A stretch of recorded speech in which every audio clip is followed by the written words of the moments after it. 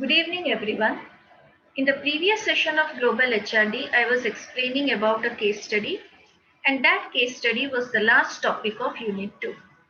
In this session, I am going to start Unit 3 of Global HRD.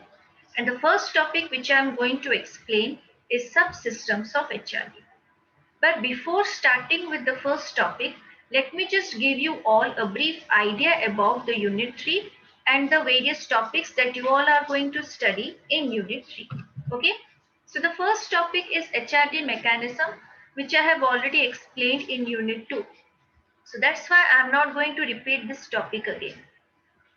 HRD subsystem is the topic which I'm going to explain today. So first of all, what is HRD subsystem? It basically means that HRD is an entire system and there are various subsystems within it. How does they operate? How they are related to each other? That I'm going to explain in the first topic, that is HRD subsystems. Then performance appraisal. So performance appraisal, you all are already aware of it. What is performance appraisal? What are the various methods of performance appraisal? So in this topic, I'm going to just give a brief idea about it, and then I'm going to explain how does a performance appraisal is related to HRD, how it is an important part of HRD. The next topic is potential appraisal and development. This is a completely new topic. So I am going to explain in detail what is potential appraisal, how it is important from the organizational point of view, and how it is related to HRD. The next topic is feedback and performance coaching.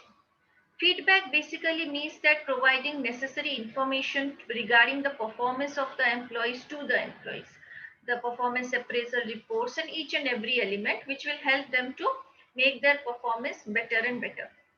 So in this topic also I am going to explain in detail what is feedback, what is performance coaching, how it is conducted, how it is related to HRD. The next one is career planning.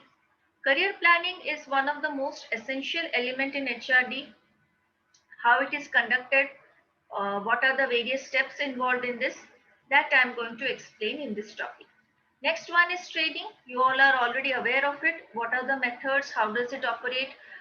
How to design training program. In this session, I am going to explain the proper designing or evaluation of training program, and also how it is related to HRD, how it is an integral part of HRD. The next one is rewards. Rewards are extremely essential to keep the employees motivated and dedicated towards their job.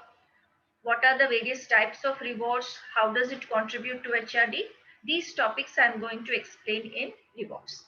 Then you all have HRIS, Human Resource Information System, which is also an important part.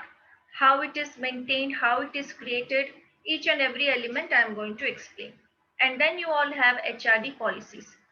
How HRD policies are created, why it is so important, what are the various factors which are needed to be focused while creating HRD policies. So these are the list of the topics that you all are going to study in the unit 3. Okay. So first of all, like I said, I am going to start today with HRD subsystem. So let's begin the session. So first of all, HRD works as a system, as an entire system, and it cannot be viewed in isolation. We cannot isolate HRD because it has many subsystems which are interdependent on each other, which are related to each other, which are connected to each other. If one of the systems or few of the systems are removed from the entire HRD system, then the HRD system cannot operate properly. So it is designed in such a way that they can work together in a proper manner, in a integrated manner, which will help HRD to achieve its objective. And the collective benefit of integrating mechanism is very beneficial to an organization. Means if we combine all the subsystems, when we bring all the subsystems together, they prove to be more beneficial if only they are treated in isolation. So isolated system is not that beneficial in comparison to the collective benefits of the integrated system. So that's why integration or integrated mechanism is more beneficial than isolated subsystem or isolated system. Clear? So each subsystem is interlinked to other subsystems and offer rich benefits to an organization when they are well integrated. Now, this is an important point. We cannot just put various types of subsystem together in HRD.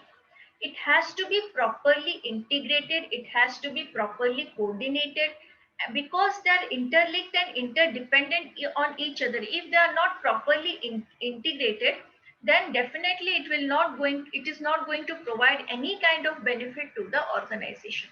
So an integrated system is extremely important to obtain the benefit of HRD systems. Okay. So what is the structure of the HRD system? See, these systems must have a distinct identity of their own, headed by a senior manager taking care of the implementing process. Like I said, there are various subsystems within HRD, like performance appraisal, training, organizational development, rewards, and each and every department must be headed by a senior manager who will be responsible for the entire department, entire system, and that person will take care how the system operates, how the various programs are properly executed. So in that manner, they are going to first of all divide the subsystems, and each and every subsystem will be headed by a separate senior manager who will take care of the entire system. Okay.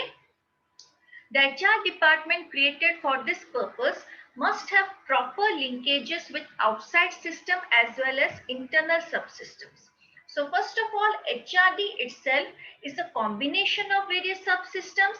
They are going to not only work as a system within itself, but they have to also properly coordinate it with other systems also, like other departments of the organization. So the basic purpose of HR department is to create a proper internal subsystem for HRD as well as create proper coordination with HRD department and the other departments of the organization. Clear? The next point explains that the system must be reviewed periodically. See, this system must be reviewed from time to time so that they can add something, some kind of new system to it. They can make necessary changes in the program by evaluating the effectiveness and benefits of the program. So proper review, periodically review of each and every element of HRD, each and every subsystem of HRD is extremely essential for making it better and better. Okay, so this is how the structure of HRD system is created. Now let me explain how does the system function. First of all, the system must provide for appropriate feedback from various departments at regular intervals. So getting feedback from other departments is extremely essential so that they can understand the feedback, they can make necessary changes according to it, and they can create such kind of programs which are not going to benefit the employees, but they are going to also benefit the entire organization and departments also, different types of departments. And for that reason, feedback from such and those departments are extremely essential. And those feedbacks must be incorporated by creating different kinds of training programs, development programs, career planning, and each and every subsystem, how they function, they must include the feedback of other departments. The next one is, it is better to quantify the various aspects of HRD and arrange for storage of data in computers. It simply means that each and every subsystem requires a proper information system. It has to be arranged properly, and it must create a HRIS, like I said, the important topic, human resource information system. They must create a system so that each and every data related to each and every employee can be stored easily, and it can be retrieved at any point of time according to the requirement of the department and the requirement of the organization. So that's why quantification or converting them into quantities are very important, and then storage of the data. Internal and external consultants could be judiciously used to offer training to various departments and persons.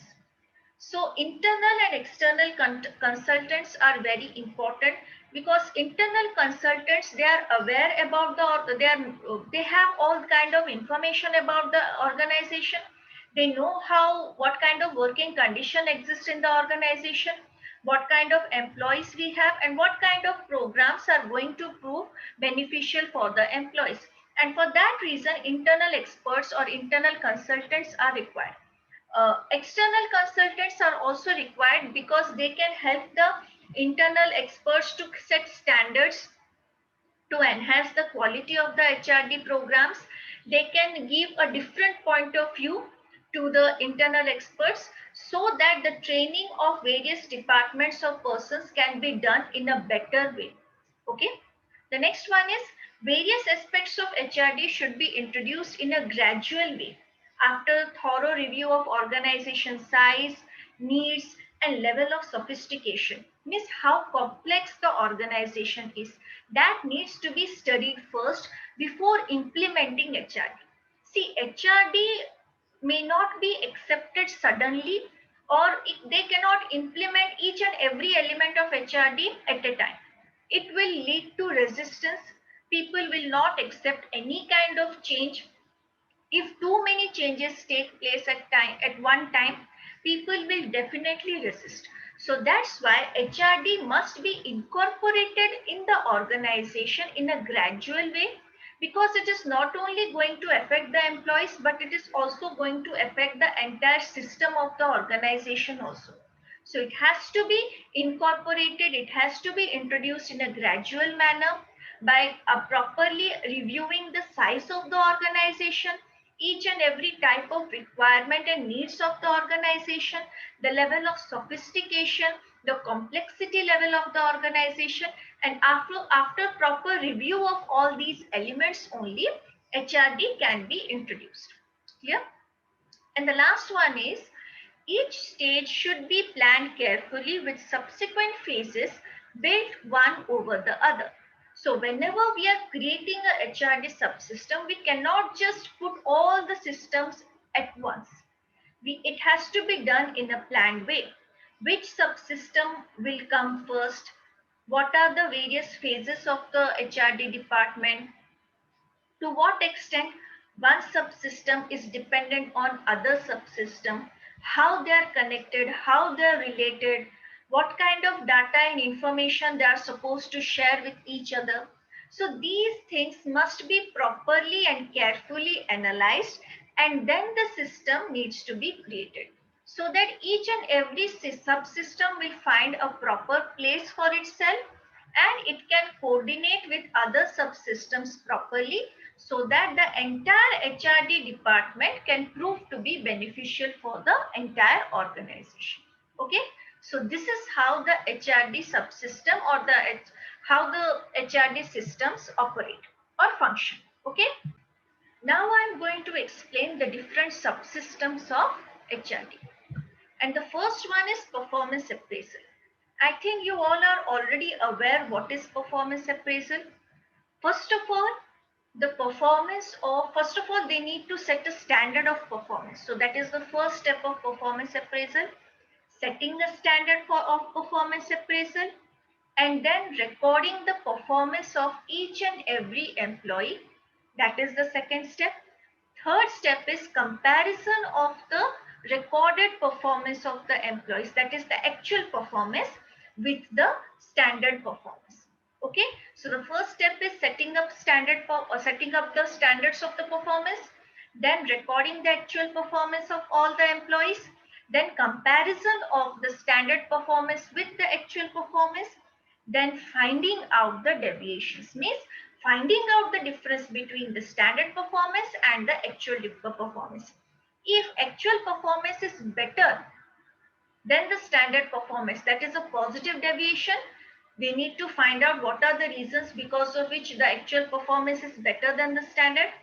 So they need to find out the reasons of the deviations also. And if the standard performance is but much higher than the actual performance, in that case also they need to find out the deviation. They need to find out what extra they can provide to the employee so that their performance can reach to the standard performance. Okay, so first of all, set the standard, record the actual performance, compare the actual and the standard performance, find out the deviations, and then at last find out the reasons for the deviations. Okay, so this is the process of performance appraisal. So what is performance appraisal?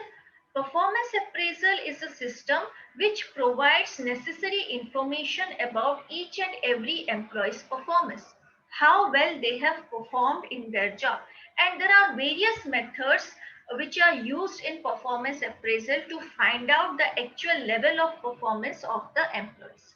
Clear? So that is performance appraisal, and what I have explained, that is the process of performance appraisal. So it's simply it is an assessment of every individual's performance, how they have performance, how they have performed, and there are various criteria of that. Like performance appraisal means there are various criteria like job, for example, job knowledge, to what extent they have skills, managerial skills, technical skills, knowledge regarding the job, behavior on the job, how, to what extent they're working as a responsible employee, to what extent they're accountable for their activities, for their performance, they are to what extent they are properly working with other employees. So these are the things, these are the criteria which can be used to find out the actual level of performance of the employees. So it simply means that assessment of an individual performance, how the person has performed, how it can be, how it can become better. So these are the things which are part of performance appraisal. Okay. So the next subsystem is potential appraisal.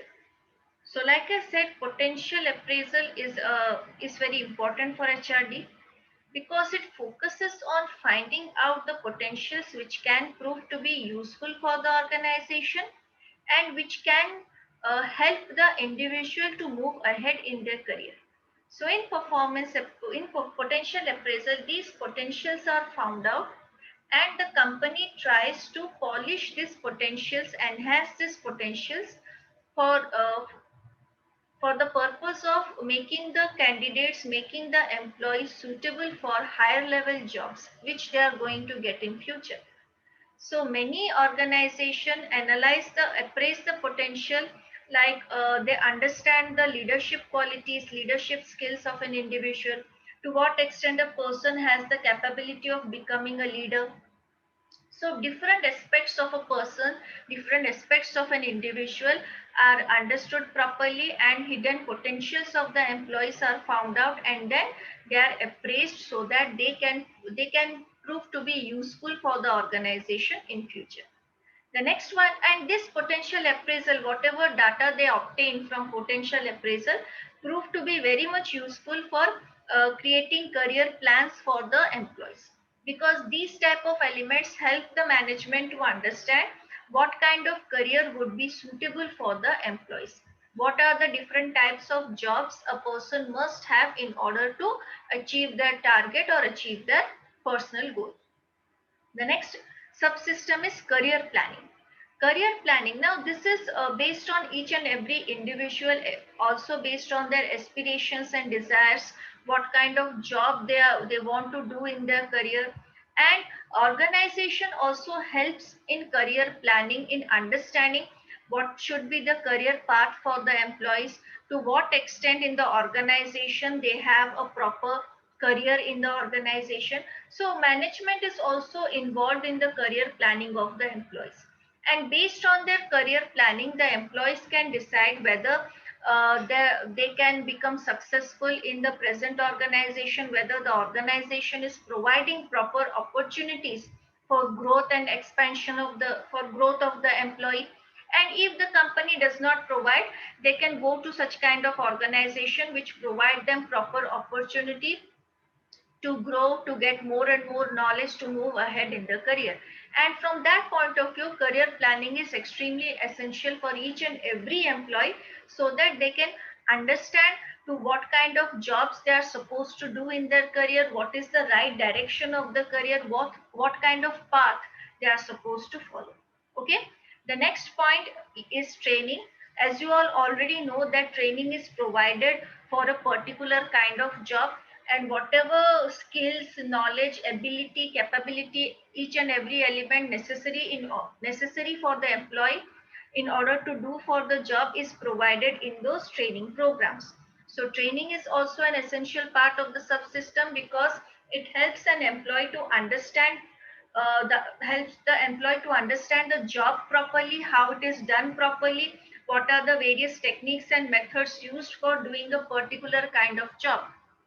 So that's why training is also an essential part of HRD subsystem. Okay. So, training programs can help the employees to understand their weaknesses and then work on their weaknesses, convert them into the strength. So, these kind of training programs are properly created so that they can focus on the weak points of the employees and help them to understand their weakness and convert it into strength. So, that's why training is also very important part of subsystems of HRD. The next one is organization development. So organization needs to also develop from time to time because different types of changes take place in the external environment, and in order to survive in the market, in order to maintain the success rate of the organization, they have to implement various types of changes within the organization, keeping in view the vision, mission, attitude, and the basic principles of the organization.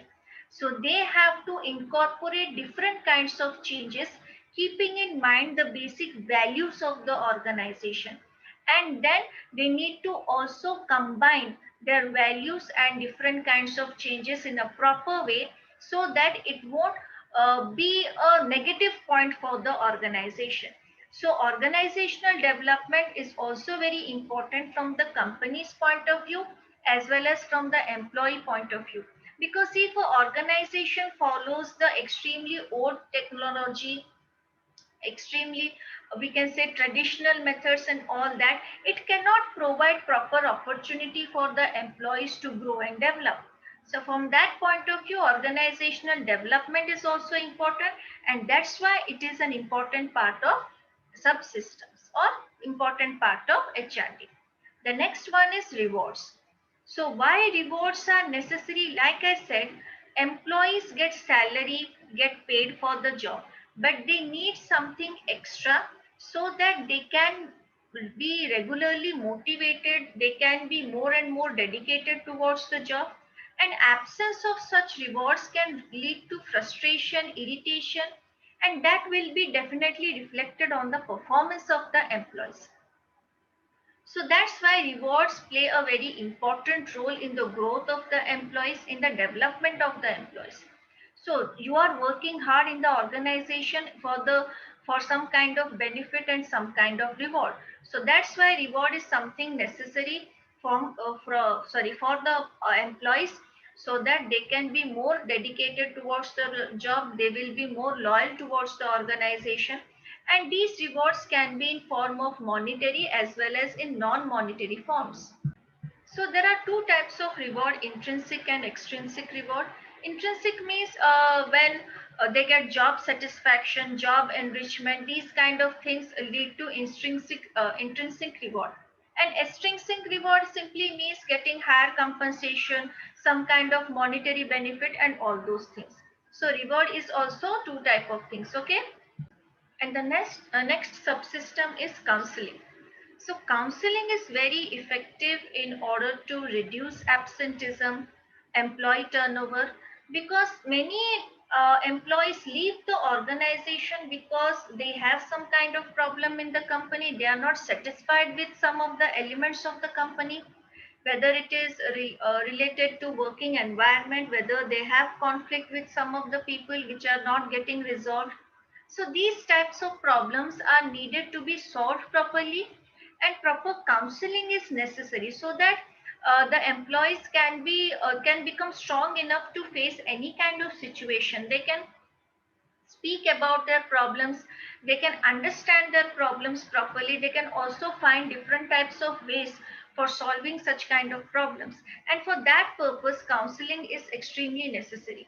because we all know that in an organization the environment is very stressful, and in that stressful environment people get frustrated, irritated, and in during that time counseling is very important.